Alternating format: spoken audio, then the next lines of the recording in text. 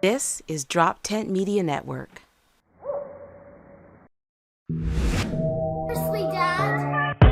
Seriously, Dad? Two father comedians out of Philadelphia. Seriously, Dad? Dad? Seriously? Dad? Seriously? Seriously? Yo, welcome back. Season 2. Seriously Dead. All right. In studio, I got another student for you, Albert. Can you handle it? Another former student and player, Austyn Levengood, in the house today. How are you, man? I'm doing good. Thank you so much What's for your last having name? me. Excited. Last name Levengood. Levengood. Levengood. Yeah. Very interesting man, this Austyn. And you're in, and but yeah, it's you. You already interested? What are you intrigued by? The spelling of his name. Because it's I like that. Oh, because it's got the Y. And Yeah, Austyn. I like that. He doesn't have social media. Oh yeah. And you're like, how old are you? 24. I'll be 25 in 24 September. and no so. social media. Yeah. Curious what your life is like. Less stressful. Oh, probably so much more successful than anyone else. Is your girlfriend Yes. on social media? No. So you guys have both cut the. That's Did you meet in person? Yeah. Yes, we met in person. Like no apps, nothing No, like we that? met through a friend actually, which is kind of weird because her family lives right in like 2 minutes down the road from where my dad moved when I moved to Boyertown. And we never knew it. And then we started dating and we went to her house. I'm like, yeah, my dad lives right here. And she's like, what? So That's funny. it's kind of crazy. You just don't, it's a small world always, but yeah. yeah. That's I forgot. small- Yeah, that's he small moved. town shit, yeah. He moved because he was a baseball player of mine, and then when senior year It's right? my senior year, I moved to And Boyertown. we were really good. He was obviously a huge part of that. I mean, he was the kind of guy in the outfield you wanted him in the outfield because you couldn't. Like me, as the guy who was hitting the fungos to the outfielders, like you'd try or you'd want kids to like do the right thing. Like you tell them to find the spot. Like when you play an MLB on like a PlayStation, right? If you ever notice wherever the ball's going, there's like a shadow or a circle. Yeah. And so the goal is to just know where that spot is. But in real life, there is no shadow there. You just have the wherewithal to see the parabola of the path of the ball and know, oh, I got to get there.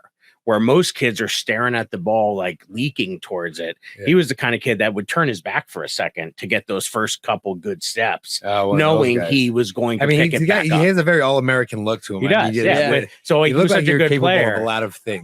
And then he comes in, Appreciate that. but then he comes in senior year. He's like, oh yeah, I'm moving to Boyertown. Yeah. Oh, is shit, school you district? left him? You left him? Well, so my dad and his current wife at the time moved and, everything School school wise is Yeah, about You tax did, tax money. you did, yeah. I mean, we weren't like we were gonna put a mailbox in like the Sure. district and like Friday night lights them in. But Yeah. like, But yeah, yeah. so they pretty much said, hey, look, if you want to stay at O&J, it's going to cost you whatever the school Yeah. tax will be, which is Yeah, like yeah. 6,000 or something that year. And my dad's like, yo, you got that? And I'm like, I'm 18, Boy, your pal. dad or bust. Yeah, That's no, I it. don't got it. Did but you guys play against each other at that Yeah, we point? did. yes, Oh, my nice. That's really nice. so the first game of the season was at O&J, which was sweet. You So fucked him up, didn't you? well, we Yeah, we you 10 did. run them that game, and then they came to they 10 runned us that game. Then they came to Boyertown and we 10 run them. Oh, So it was kind of a shit. flip flop. But a good friend of mine was pitching that game, and another good friend of mine was catching. Right, and he first pitch spikes this thing in the dirt, and I'm like, what are you doing, dude? You don't throw hard enough to be doing this. What are you doing? I looked down at our third base coach, was our head coach, and he's like, look, man, if you get anything to chest, you know what I mean? Like you're taking a hack at it. And it came in, hit a home run to dead center, second pitch of the game, which felt pretty good. right at your own the whole thing. Yeah, it's, Right it's at the old bittersweet field, because yeah, it was in the paper with the picture and everything. Oh, And shit. two coaches were sitting at the bucket and both of them were grunting their teeth. I thought that was pretty cool. Nice. That was sweet. So There you go. But he was always that kind of player. So it was always So but your dad was always so. So you said your dad had you when you were really young. They Yeah. were young, right? yeah. How So old were they? when they got pregnant with me, my mom was 15, my dad was 16. And when they had me, my mom was 17, 16, dad was 17. Wow. So Wow. what? So yeah. What do you Nice. feel like?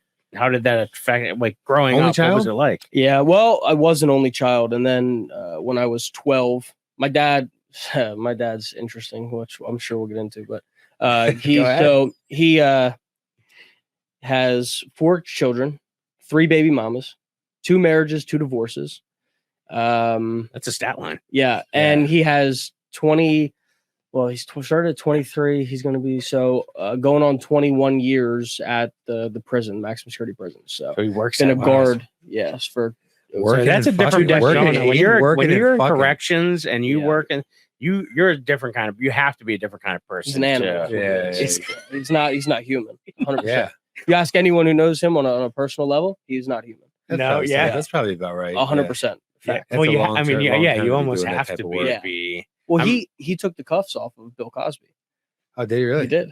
And Nice. he used to like not hang out like that, but like talk to Meek Mill and stuff, and Nice. a bunch of Philadelphia athletes would come in Really? and hang out and like talk to him, visit him. So yeah, That's some pretty- crazy stories come through that. That's for sure. That's pretty cool. What would you say if you had to describe your dad for people who hadn't Hmm. met him before? How would you describe? Like Imagine- your imagine girlfriend's he's gonna a big meet. human being. Your right? girlfriend's gonna meet for the first time, let's say, Yeah. and you want to warn her. What do you Yes. say? Well, here's the thing. So my girlfriend can attest to this. When really anybody meets my dad for the first time, it's not a word, right? It's more of an entire book.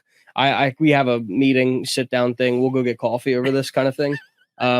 Hey, look, my dad's a character. That's the way I really like to explain it. That's good. That's a good word. He's a character. That's the nice way to put it. That's the nice way to- But he is he's unique. He's one of a kind. He's when you see it from an outside perspective, a lot of people, kind of on a serious note, when you see it from an outside perspective, a lot of people think he's, an a-hole and a lot of things like that. But from a deeper perspective, he has a lot of meaning behind what he does, and I have a lot of respect for him. And as a kid, you don't, but when you get older, you do. I mean, who Well, really does? Because when you're a not kid, like right? you're not like a fuck up. I'd like to think not. No, I Right, think yes. you wouldn't be. Yes. You're here for the overachieving portion. Of, Is that what this is? yeah. I You're not got a fuck up. you. You're not a fuck up. So your dad, asshole or not? I mean, he's Sure. with you. He did. I don't know what your siblings are like. No. Yeah. So But- so Gianna is 13, just turned 13, which is crazy because today's world, obviously, she thinks she's 45, which yes. is wild. I mean, it's astronomical. Landon is 8 and Bella is 6. So like he had I a think good I run might have with got you, that and then he wrong. had a gap. So he had like Mhm. you, and then there was like the next kid was like 12 years 12 years later. later. Put in work. That's so you have a lot. So growing up, like he was always there. Do you feel like will you live with him, or were your parents? No, so my parents split up when I was 6 months. Okay.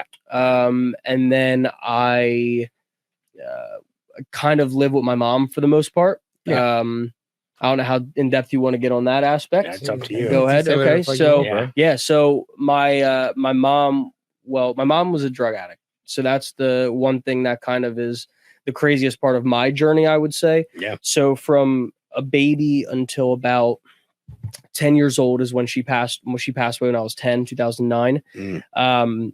But I was in and out of crack houses. I had a All crazy, the things you would see yes, if you were in that. shit. Thing, yes, yeah. crazy wild childhood. Oh my gosh. I mean, stories of we lived in an apartment, and I could laugh about it now. It wasn't that funny then, but we lived in an apartment in Elverson above another apartment, so it was like a one on top of each other kind of situation. And the lady underneath was a drug dealer of my mom's, and I guess they didn't get along too well one day. And I walked downstairs. There was like an attic, which is what I lived in. Mad hot in the summer. I don't know, you guys Oh, have been in yeah. attics, like Yeah. sauna type stuff. yeah. I walked down, and this lady's chasing my mom around the house with a knife, and like just Jesus over Christ. crazy stuff, Yeah. and like Wow. Okay. first grade, I lived with in like Reading area.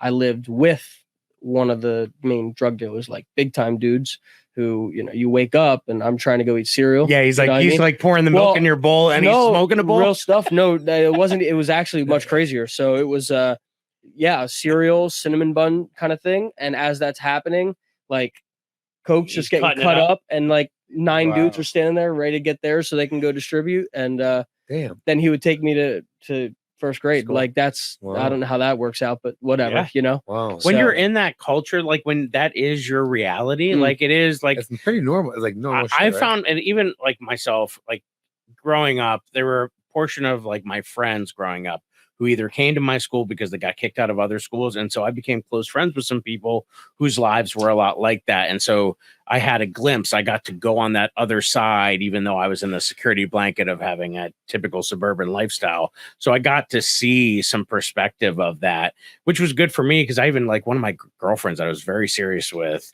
through high school. Her mom was very much like that. And so she had brought me into that world when she felt comfortable enough. So I got to see some of that stuff behind the scenes. And it's amazing when you're in it, it's just all you know. Yeah. You know, 100%. so you don't know any different. But on the outside, I remember thinking like, wow, like almost nothing shocks me now because of some of the things you've seen. You know what I mean? 100%. Like, and I'm sure your dad's the same with prison. Oh Like, yeah. Yep. When you were seeing fucked up shit when you were younger, did you kind of know you were seeing fucked up shit? Though? Yeah. Well, so what's crazy is Because like a switch turns on, like the something is fucked up switch turns on, and you know, you may not know exactly what it is, but you know it's like fucked up. Yeah, I would say first grade. My first grade year. So I was 6 because I was always 1 year older because of my birthday. So when I was 6 years old, that's when I knew it was an issue, which sounds crazy to most people who have children. I know you do. Like 6 years old in your head, you're like, what? I know what a 6-year-old looks like. But my reality was a little bit different when it came to 6 years old. And I mean, I've been in ambulance rides with my mom because I've had to call 911 because she was overdosing. I mean, she didn't smoke weed. You know what I mean? She was doing heroin. You and grew it was, like, up real. fast. Yeah. So you grew up super fast. And when I moved with my dad, to get to that portion of it, it is a huge difference because my dad is super strict.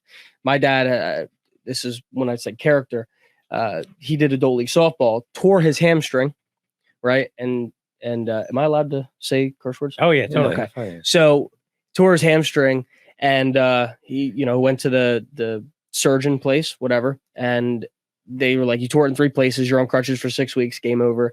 And he's like, "I'm not a fucking pussy. No, I'm not." And I'm like, "No, Dad. Like it's purple from ankle to ass cheek. Like you can't do that." Nah, I'm built different. I'm built different. So he would zombie walk. I'm so serious. Within 2 months, was squatting on it. Never did anything to it. Like that's the kind of craziness he is. Yeah. He's psychotic, which is cool. But yeah, so when I moved with him, adjusting to that was tough. And this is where I get into, and I talk to my girlfriend about this all the time, because as a child, when you go through some of the stuff I have, regardless of how you like it, there are some things you're gonna have to deal with as you become an adult. Yep. Right? It just is what it is. Yeah. When you become an adult, you have more responsibility than just yourself. And at that point, you have to really work on yourself. And within doing that, I have deep conversations. And one of the things is, now that I see it from an adult perspective, my dad had a choice, right? I didn't really live with him much at all. He worked a lot, paid child support, did what he had to do. But, I'm 10 years old. My dad's 27.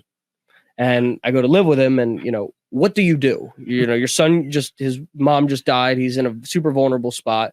Do you allow that to continue? And if so, for how long? Or do we get to work in building a man? So, because like that's the real, It's like an 80s sitcom. Yeah. And he pretty much just said, no, we got to get to work on building a man. And that's what happened. And him and I butt heads for super long. Yeah. That's a dude.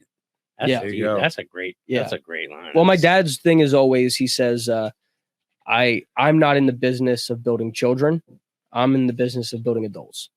That's pretty good slogan. So, yeah. Now I will say he is a lot softer on my siblings. Of course. We won't admit that too much. I try to tell him, and then he gets mad and tries to act tough to me. And I'm like, look, man, I already saw it. You laid your cards out. It's cool. You know what I mean? You're soft now. We're fine. You know what I mean? It's cool.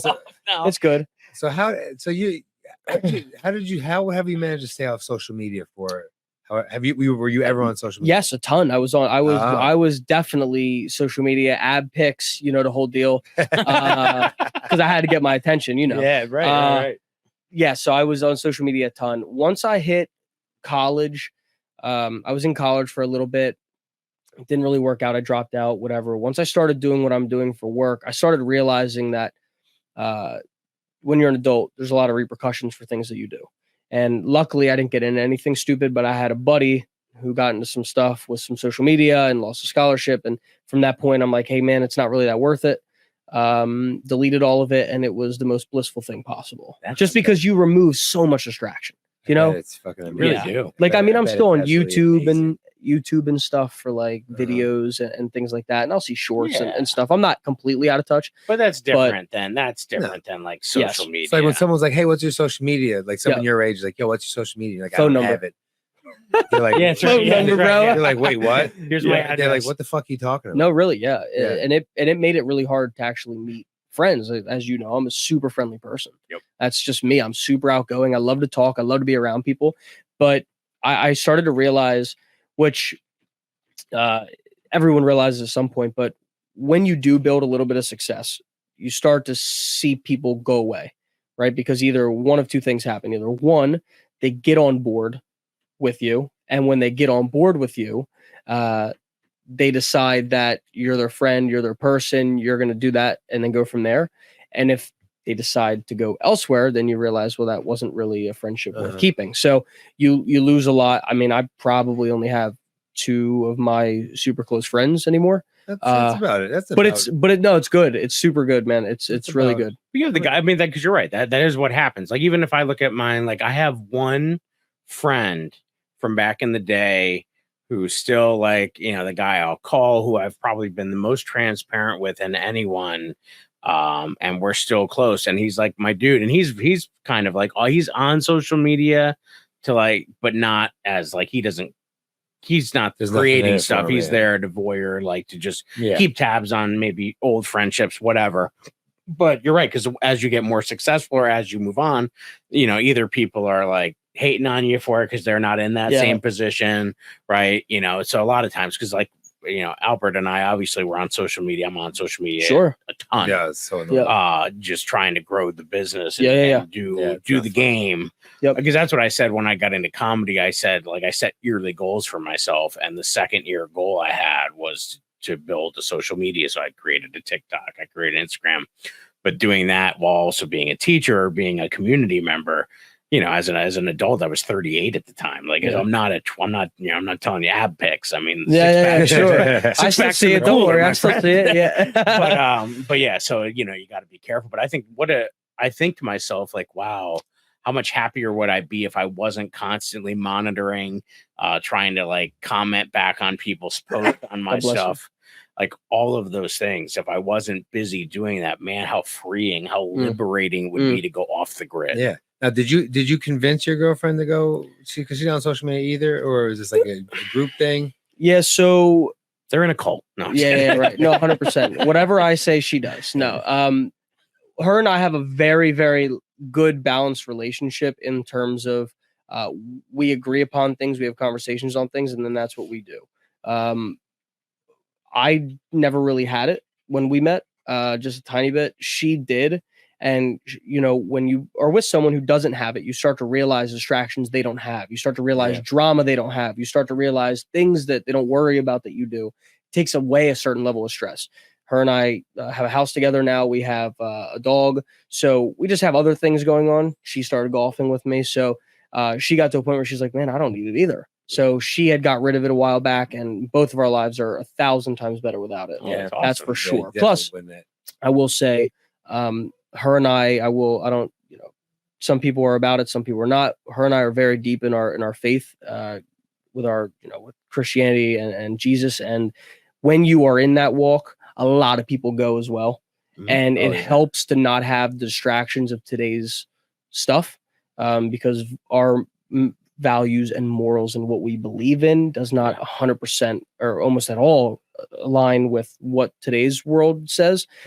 So avoiding that distraction really is strong, right? Now, being able to focus on our Bible and things like that. Were you always a faith? That's something your dad passed down? Is that something no. Okay. So so my dad's the opposite. 100%. My dad's a complete opposite. He thinks he's Jesus. He's I saw a comedian, I forget his name, comedian guy did a bit on narcissist, and he's like, everyone's a narcissist these days, and he's like this is my house, I'm a narcissist, you out of the house or something. He was going crazy.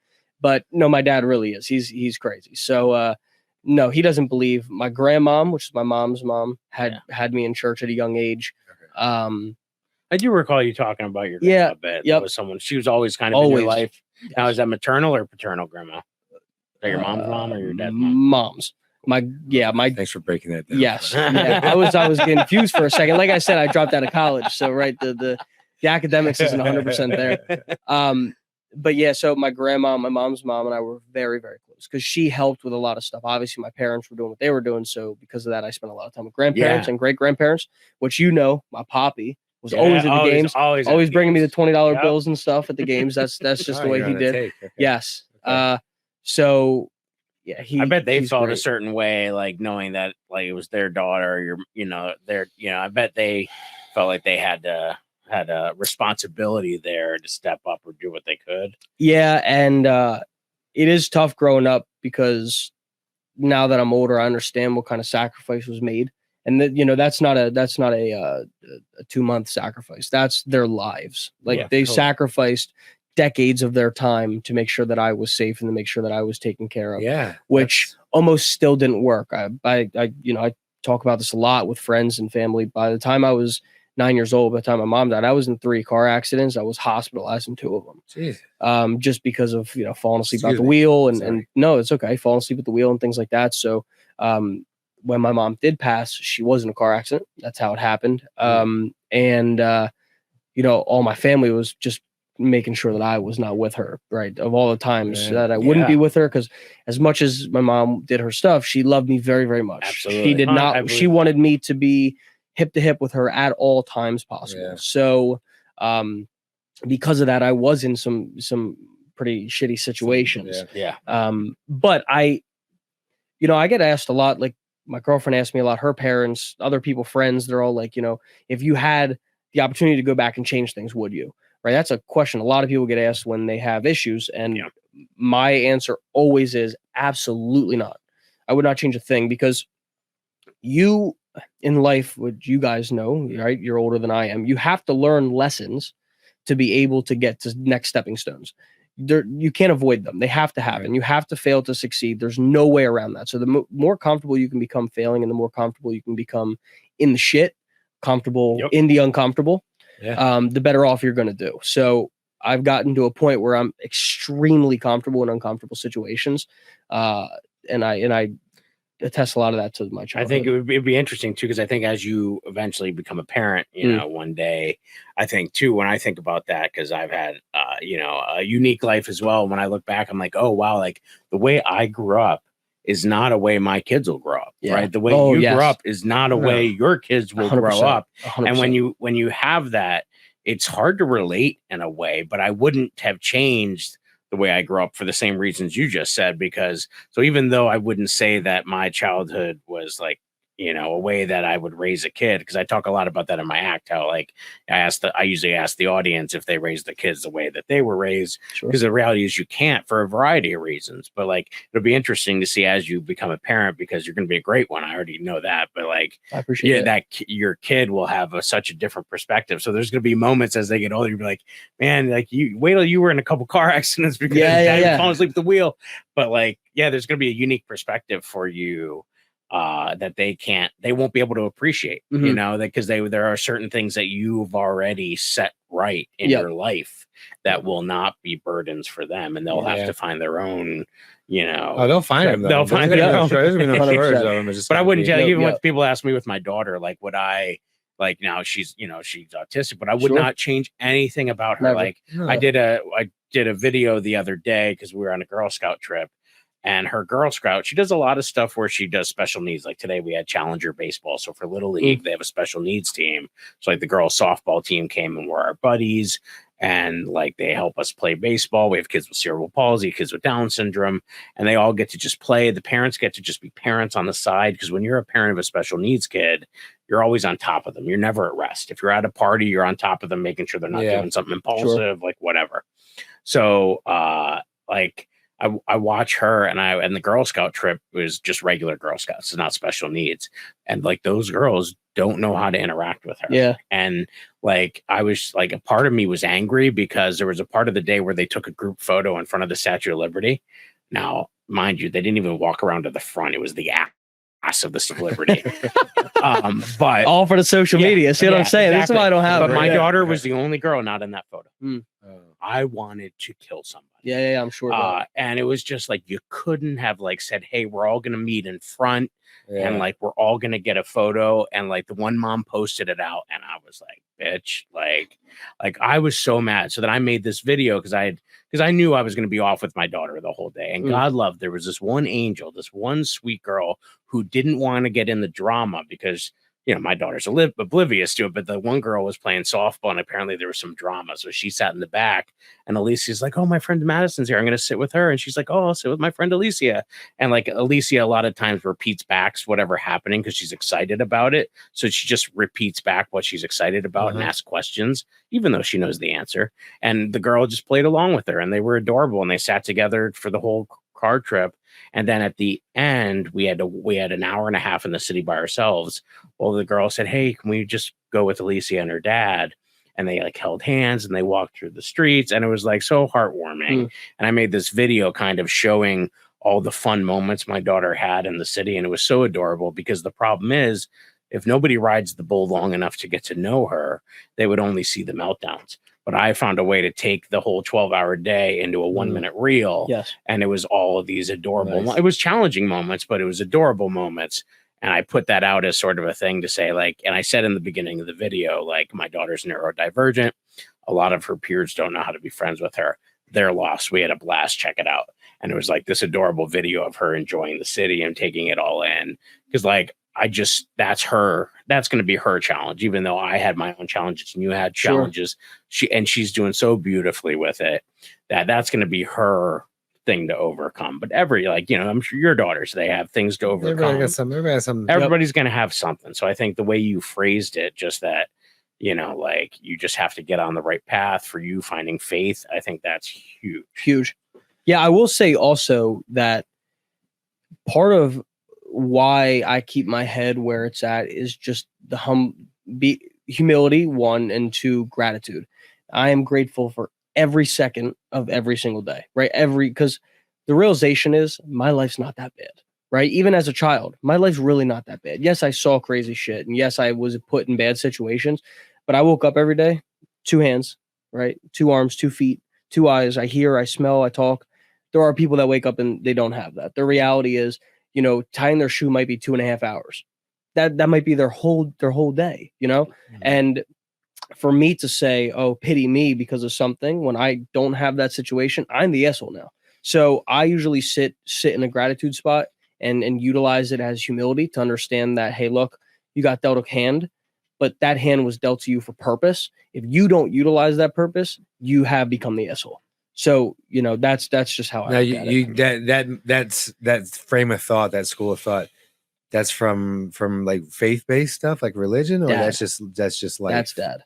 That's dad. Okay. My dad, you have like Kobe Bryant, Mamba mentality. You have Tiger Woods. You have all these greats, and they all have certain things in common, which is they are relentless.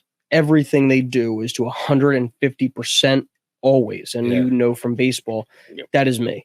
I am 150% at all times, which makes a very difficult relationship for my loved ones, especially my girlfriend who has to live with me, because I am like that no matter what. Like I'm listening to hear because she's in studio for those of you that don't know. So I'm just like listening because she's clearly not scrolling on social media right now. You know what I mean? No. She's probably reading her book. She reads a lot. Yeah, that's what my wife uses. Yeah, she reads a lot, which I've been trying to get into. I'm not. I'm not. I don't hear like picture book. Yeah. Picture book. Yeah, or podcasts. I listen to a ton of podcasts working. I read, but I don't read books. I read things. I don't read books. Yeah, she's like, I read the shampoo bottle while. Yeah. 100%. No, I read. I just don't read. I'm working on these cereal boxes, man. I'm trying to get through them. Yeah. Just the back of them, doing some of the puzzles. You know what I mean? Having fun. It's funny because I think, it's funny because you are going to hit a challenge at some point where you're going to be like, your daughter's going to be 13. You'd be like, sweetheart, I need you to sit in a gratitude spot. She's like, going to be like, fuck you. Yeah. Oh, 100%. And I will. What's 40? Do you think 40 years is old? No. 40 years old is old? No, my dad's, my dad's 42. 41, 42? He's our age. Yeah. So my dad's young. Yeah. Crazy. If we were lucky enough. Yeah. No, I don't think it is. I think I can't really 100% speak on this because I'm not of that age. But with what I do for a living, I see a lot of people. And one thing that allows me to be good at what I do is studying psychology of people and how people operate, how they interact. You have a classic example of something when you kind of started realizing you were doing that? Like, was there? Yeah. Well, so the thing with people is people do things for purpose. There's always a purpose on why someone does something. Whether it's leaning a certain way, looking a certain way, blinking a certain, there's always things. And when you study it, you start to understand why people do stuff. And being in sales, that's something that in business, I drastically take advantage of because, for a good reason, right? I'm here to take care of people and I'm here to help as many people as I can. That's my job. My job is not to sell anything. It's to help people. And the more I can learn about people, the more I can help people. But yeah, when you do that, you start to kind of come to a realization that people have strategy to their own thing.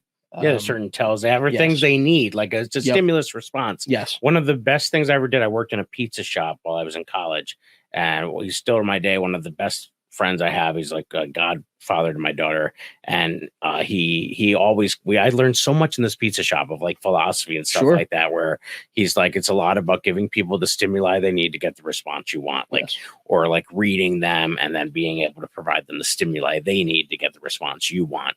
And because he would manage this like shop of like delivery drivers, and some of them were drug heads and some of them were this, and he found a way that when they were in the shop, he was able to give each of them what they needed to be, what he needed them to be in that 100%. moment. And that was it. A lot of reading the behaviorist. There's a BFF Skinner. If you BF Skinner is like sort of the guy that had you in college, you would read about his behaviorist philosophies and Pavlov's dogs and all the people who did the experiments to say, oh, this is how people act. Because you're right. Because when you're somebody comes in, and what are you selling them now? What's your business? Heating and air conditioning. Oh, which is phenomenal. And usually people are coming to you, I would think, when 100%. they're in a prop, like when they're like, oh, it's broke broke, whatever. And they need something, so they're already in a position where they might be vulnerable or whatever. 100%. Do you watch a lot of the sales dudes on Instagram? So no, actually, I don't. You don't fucking have Instagram. Well, like I said, I do the YouTube, right? I do the YouTube, so I see the shorts and everything.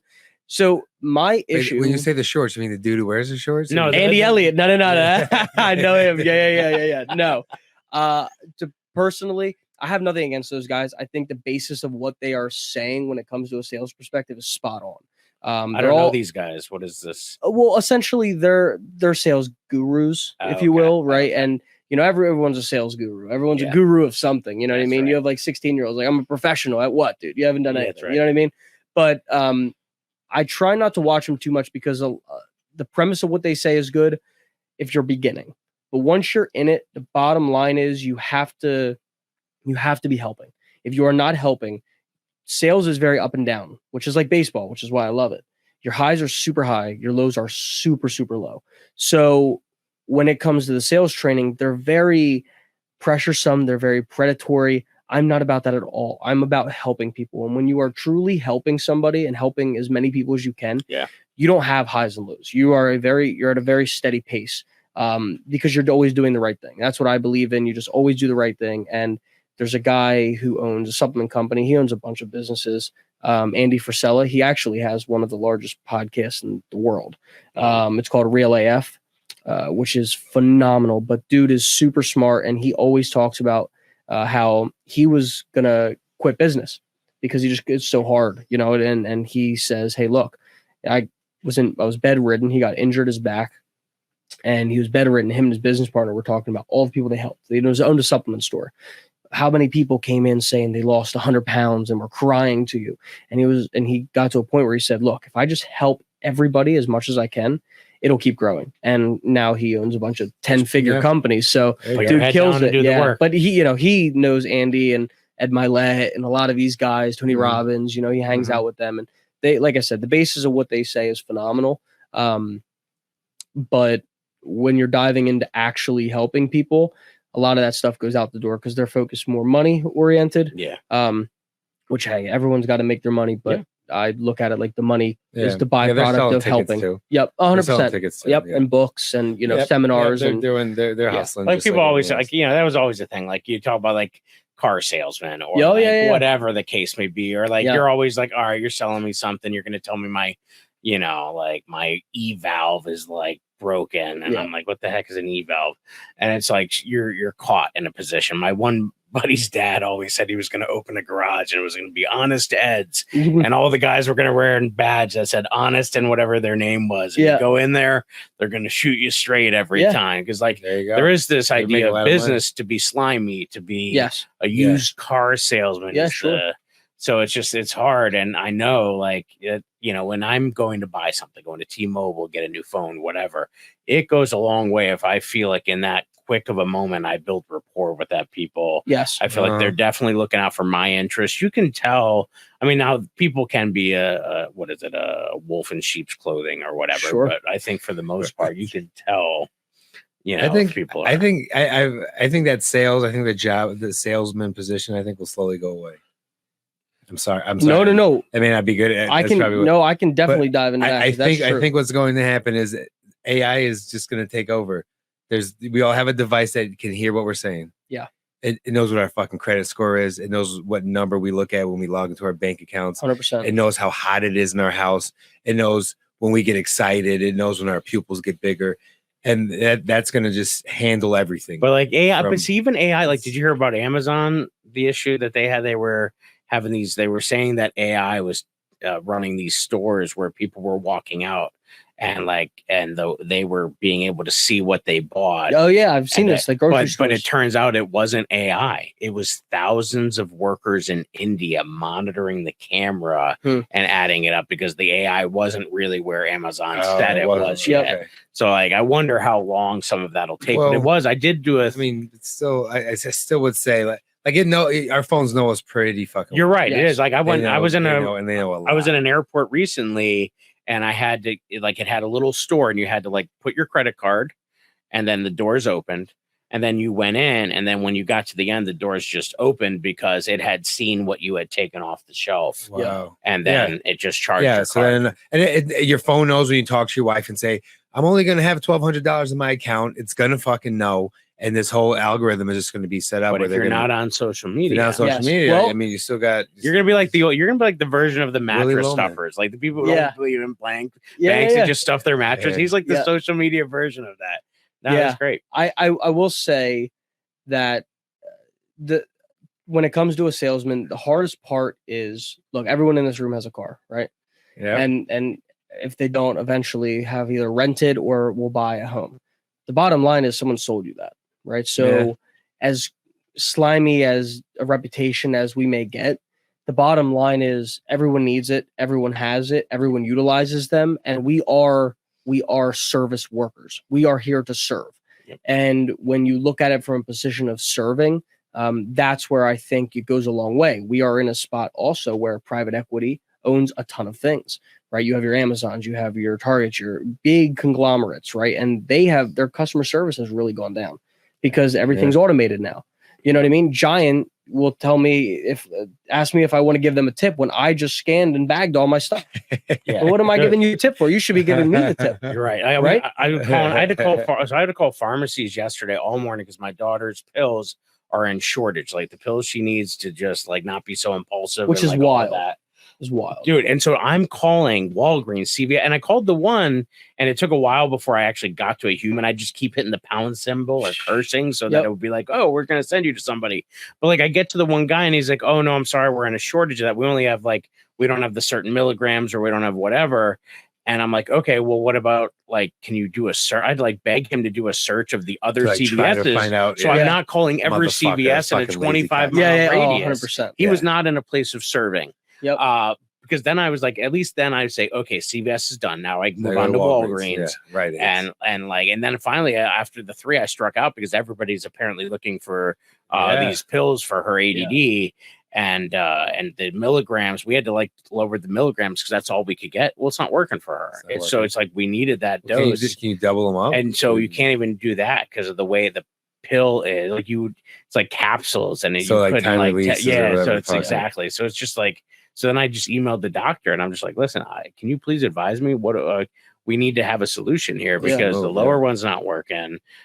They're out of whatever this is. We got it's funny because it's like we're up in Canada, and I'm like, oh man, isn't this the place where they're like the prescription drugs are? Yeah. I was like, we stopped at a rest stop to get a a sandwich or something, and they had a burger, and it was called the Plan B burger. I'm like, these guys Yo. are flexing so hard, they're pumping it into the burgers. That's all It's that, like- man. but like, you know, it's crazy to me that I had to spend all that time, and I'm getting some of the places before I could get to a human.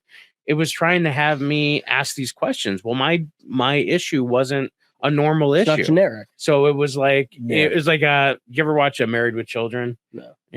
Married, yeah.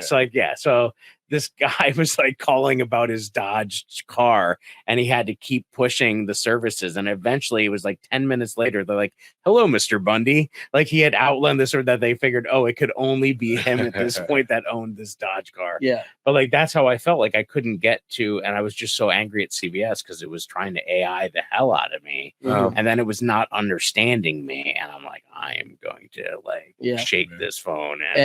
And that's where little hidden gem. I'll look into the camera for this one.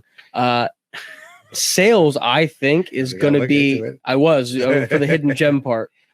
Sales, I think, is going to be very, very good because people like person-to-person interaction when they had an overdose of lack of customer service. So when you have so much, wanting to throw your Okay. phone out the window, that's where having someone who comes in and you're like, hey, look, I got you today. And you're like, you just take a deep breath. So I think people, if people are getting into the game where they can actually be of service and provide true value, I think there's going to be a small opening where people can get in and do really, really well, That's which right. I'm hoping I hit on. Because that's That's what you the need. goal. I need a human. Like we went on a trip to Florida and our flight got delayed. So we weren't going to get in at time that the rental car place was going to be open still. It was going to be like midnight. And so I called the place as we're sitting getting the delays. I finally got to a guy. He's like, oh yeah, you're just going to have to wait till they open at 4 a.m. And I'm like, I said, Jimmy, you're going to tell me that you have a mother, right, Jimmy? I want you to think about your mother. And I want you to think about you telling your 65-year-old mother who just got delayed that she's going to just have to wait for 4 hours for a car. I want you to think about that, Jimmy. And now go ahead and respond back to me. Yeah. Yeah, no, Because I can't do 100%. that with AI, but Yes. I can do that with a human. You know Yep. what I mean? Like, Yeah. because that's sometimes when I have this disconnect when I'm talking to someone on the other line that is not confident in their job and doesn't Like, come in place like to you ever talk to a serve. state, Yes. I have to employee? teach Oh my, them how to serve. a government employee. Yes. I mean, state employees. They zero. Well, give a everything's fuck. robotic. They are not answered. Yes. They are one word. It's the worst thing. I used to work in sales also. Okay. I hated it, man. Yeah, I will say Oh I my love it. God, I really do. I love it. I feel Like like the I was parking bothering. I authority. feel like I was bothering everybody. But you're not. 'Cause Like you're I helping. was like, I don't want it. I'm like, yeah, well, let me explain. Yeah. I mean, I did it. I was doing it, Yeah. but I fucking hated it. So I'm going to give a I perspective. You convinced both this have guy. children, yes? Yes. Yeah. Okay. So I heard this and I thought it was really good. Big listener to the podcast, this guy, by the way. No, just kidding. No, Really good fucking point. well, I know you have kids and you had said something. I'm just Goddamn name, clarifying. but all I'm right. just clarifying. So sales does have a little bit of persuasion in it. And a lot of people see persuasion as a negative connotation. But you guys are walking with your daughter or children down the road and they want to cross the road. Sometimes you have to persuade them to make sure that they don't cross that road because they might go into danger if they do cross that road without you. So sometimes you persuade from a place of positivity and a place of helping. So that's where sales is tough because you have to understand that sometimes people do need you to hold their hand a little bit and assist them into something that you know is going to be right for them because they're not the expert on what you're there for. You are. Right. I'm the expert on what I'm doing, not them. Now, I have customers who send me ChatGPT, tells me I should do this, this, and this. Well, ChatGPT is an idiot. Right. So, no, it is pretty accurate. But the realization is they can't give you the next steps. Well, I can. I think there's gonna be a little something for everyone. There's people out there. 100%. There's people who want to talk to another human being. Yes. There's people who are growing up and learning how to go through life, not talking to another. They just want human being. convenience. Like our kids, they're going through a world where talking to the human being doesn't really happen all that much. They talk to And Google.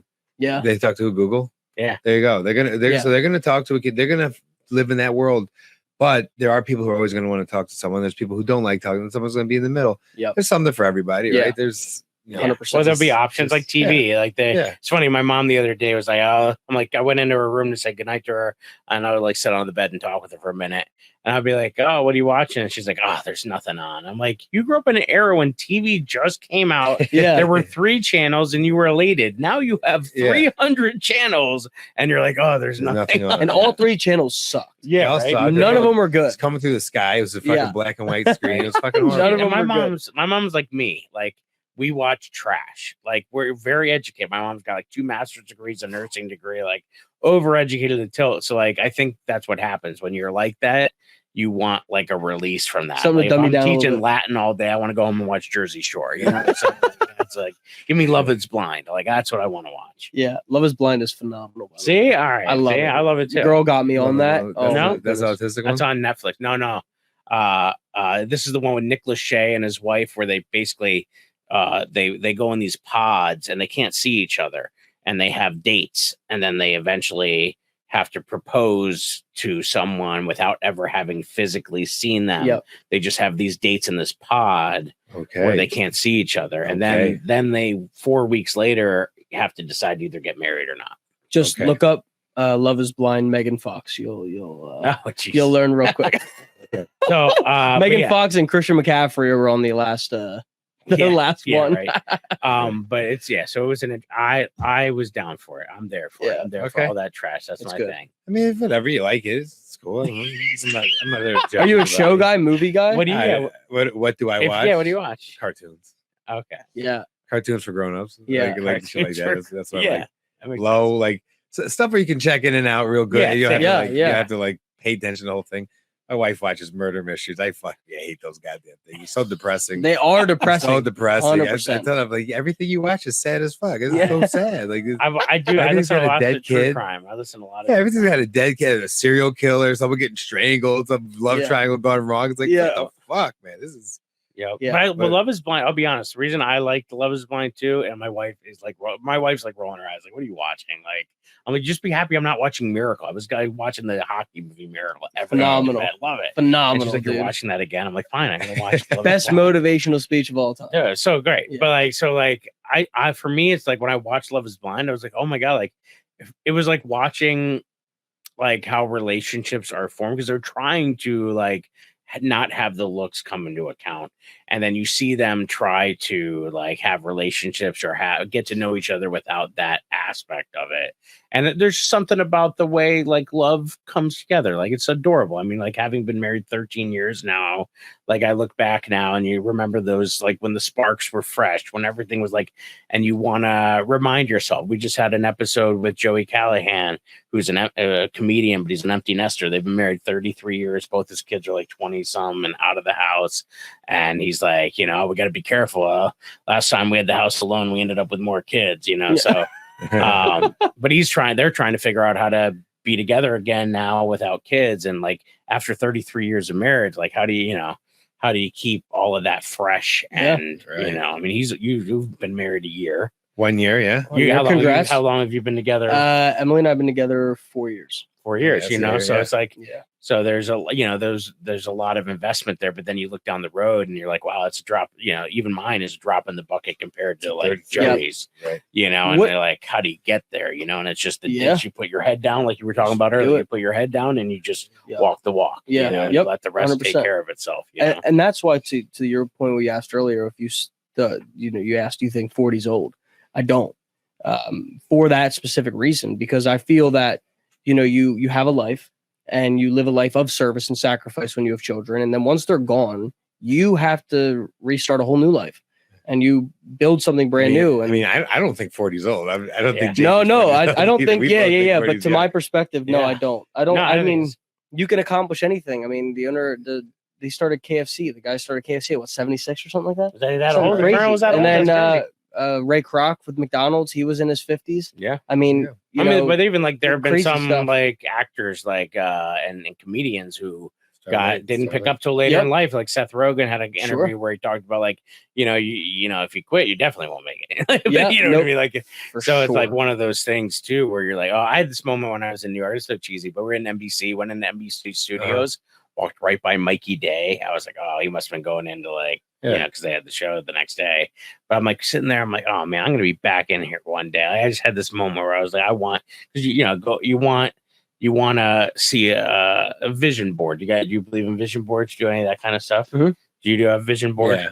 I believe in that stuff. So I was like, I said to myself, like I was standing in there with my daughter, I'm like, I'm gonna come back here one day, but I'm gonna be going upstairs, or like, something like that, where like I want to foresee that, because I know I'm gonna put my head down and I'm gonna work towards that, like, because that's the 150% you mentioned earlier. Yeah. Like that's how I'm built too, where I get focused on something like coaching baseball. Yeah. Like that was for me. I loved baseball growing up. It was like the thing that was like my escape.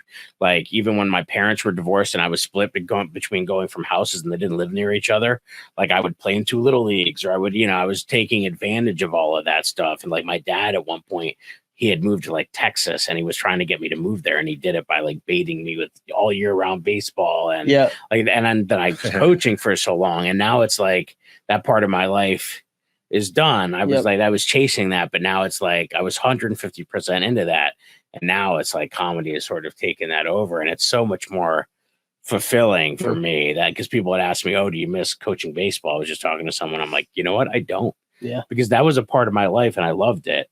And it was great and made me who I am today. And I have so many relationships with like former players like yourself. That's special. So, I was just chasing. I would just be chasing that at this point, where now it's like there's a new fulfilled passion for mine for like entertaining people, or, being the reason somebody got a babysitter that night and they needed a release or a relief, in the same way you're trying to serve others with making sure they're heating and cooling, because they don't want to be living in a sauna in a basement above a drug dealer. You know what I mean? Like they need some 100%. AC if they're in that position. And if they think they do, they haven't done it. So. But that's it. You come from a service. I mean, Al and I are both, we're dream chasing in that sense of like trying to follow I called it the tuning fork. In the same way you said, you're kind of just, if you're on the right path, if you're sitting in a position of gratitude.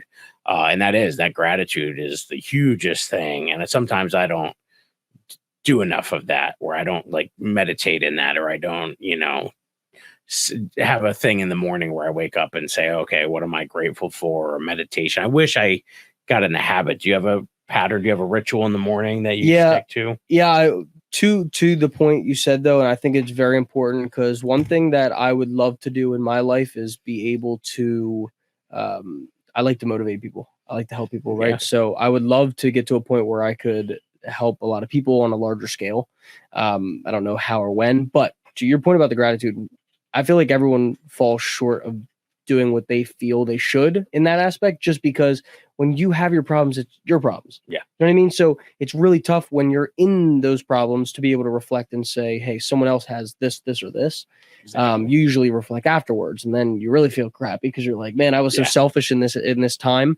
But that's an always thing, right? You're always feeling like you might fall a little bit short of that. So what's the dream for you? You're not selling HVAC forever, right? Yeah, I mean, first of all, I would love to coach. I mean, don't get me wrong, it's not going anywhere. Everybody's going to need heating and cooling. Yeah, I kind of look at it like I'll take it wherever it goes. I'd love to stay at the company I'm at forever.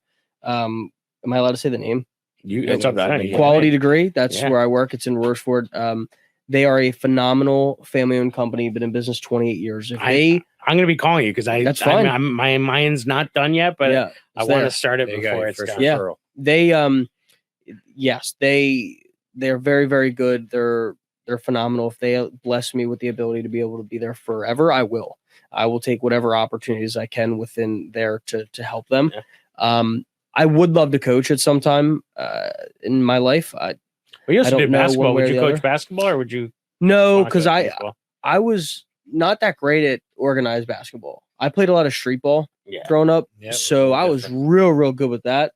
But the second I go in, I fouled out at every game within like the first thing. McCormick, he was the one coach, and dude's phenomenal. Probably one of my favorite coaches of all time. Super great. So patient. Oh my God, he was phenomenal. He saw everything through. Super patient. His line of work, I'm assuming, helps with that.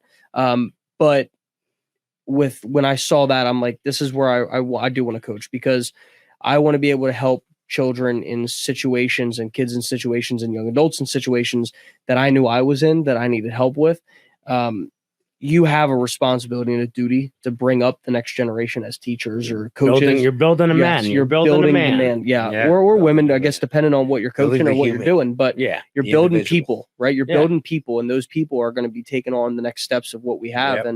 And I take that very, very seriously. Oh, there's I nothing would more fulfilling. I would love to be able to coach, but with what I do, I work a lot. So But you'll find. I mean, tough. you know, like you'll like I'm young. maybe. I have time. You know, there's some great movies out there that have inspired me. Like maybe I'll go get a DUI and have to coach an ice. You know what I mean? Like, Yeah. no, but I coached. So today was the first day of our Challenger division, which I coached the special needs. So, you know, coaching competitive baseball like I did for almost 20 years to now coaching special needs baseball. It's like a different beast. Like I'm not worried about bunt coverages and I'm not worried about so I get to just make sure that everybody's having fun. Yeah. Make sure that the parents just get to sit on the sideline and be parents. And it fills me up. Like I had a little bit of anxiety because like, you know, my schedule's insane. Everybody knows this about me. Like my Google Calendar is so scary. I'm going to show it to you for a second. This is what my Google Calendar looks like. Damn. Yeah. So it's like, it's intense. Wicked. So it's like, but like I make time for that. Yeah. Tuesdays, 5:30 to 6:30. And so like I was like, I had to get back from the gig last night. I could have stayed over at a family's house and I had to get back because I'm the guy on the field that has the baseball experience. And I have tons of parents that are doing all of the uniform distribution, snacks, like just special needs kids in general have special needs. Like, and so, but today we got there and once I'm on the field and the sun is shining and you're just greeting, all I'm doing is just greeting every kid, high-fiving, smiling, hyping them up, matching them up with a buddy, just go have fun. And like talking to the kids who are donating their time, like the softball players who are there to help. Like it's important that they realize the role they're playing. Like they're there to like chase this kid around the field so that their parent doesn't have to. So I said to these softball girls who are like 14 or 15, I'm like, listen, you play an important role because if there are parents or special needs parents like myself, we're always on top of our kids. We always feel like we have to do that. This is the next 2 hours is their time to just be a parent. And that can only happen because you're going to be chasing their kids all around the goddamn field. And there was this one kid that was just a runner. And so we played zone defense on him. So if he came on the left side, I'm like running up because I don't want him to get hit. I'm scooping him up. But then he wanted me to keep chasing him after that. Yeah, he became. So then I had to like, you know, but you know, you're just trying to have fun. You're rolling with it, the awkwardness. But for me, like you'll find something where it's like non-committal or like it's just a volunteer. You'll wet your toe in there because then once you do, you'll realize, oh, I got to make time for this because it fills me up. Like it's going to fill me up for the rest of the week now, just having that time with them. I learned that my girlfriend and I served for a while at our church. And where do you go? What church? So Foundation is a church that we were serving at when it started. It's in Pottstown. We've kind of transitioned into another space. God pulled us in a different direction, a different church, and we're at Journey Church, which is in Phoenixville. Throws down crazy. Like their work. No. Listen, their worship. The churches we go to, the church. You know, your worship is rock band. You're at a concert. The bass is like it's just throwing you and. Phenomenal. I mean, it's amazing. It's an experience, I would say, even if you're not religious, to dive into at some point, just one time, just one Sunday, experience it because it's beautiful.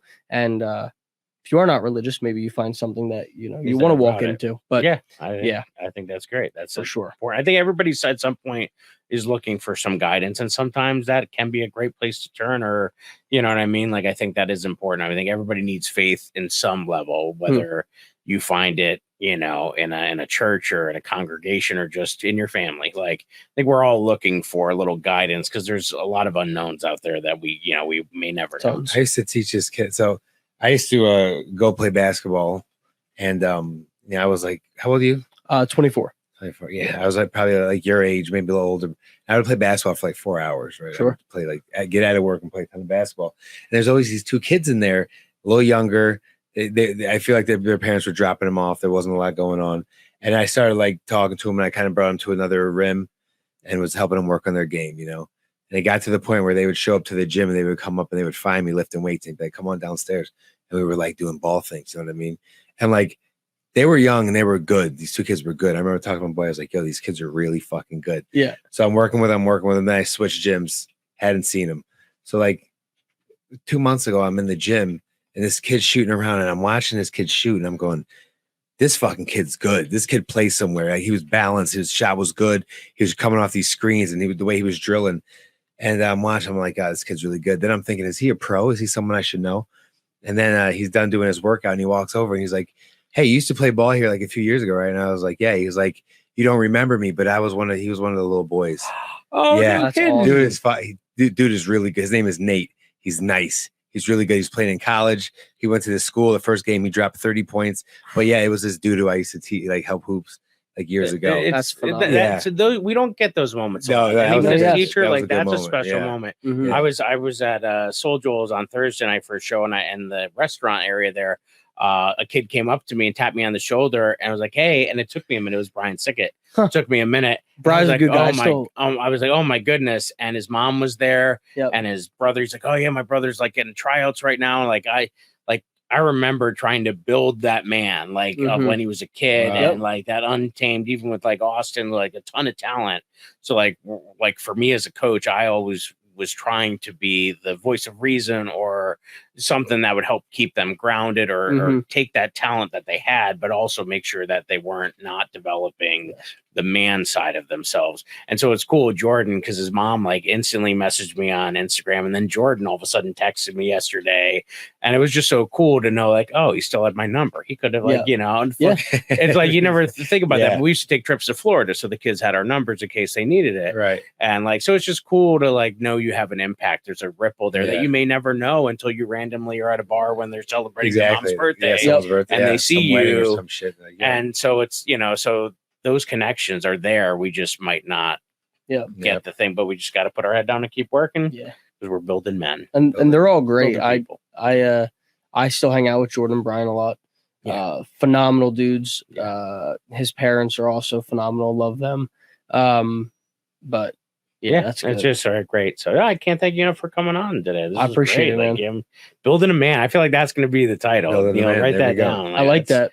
I thought that was like I like phenomenal that. because we're always like waiting for the title, and I was like, oh, as soon as it happened, I was like, I almost said to him, write that down. Like, Yeah. and I was like, it was just such a great one. So I appreciate you just coming on talking about your family, your faith. Oh, I'm so excited. Super Yeah, grateful. I've Thank you. always had affinity for you in my heart because it was something like I didn't know your life at that point. I knew pieces of it, but I just knew you were a kid that deep down was the man you are today. I knew that was where you were going to be. Yeah. So I'm super That's excited. very I'm nice. glad That's to awesome. be able That's to it. share that. That's like, that's yes. Yeah. So Super awesome. Very nice. Fulfilling for me to see. I So, appreciate that so yeah. much. Thank you. Thank you.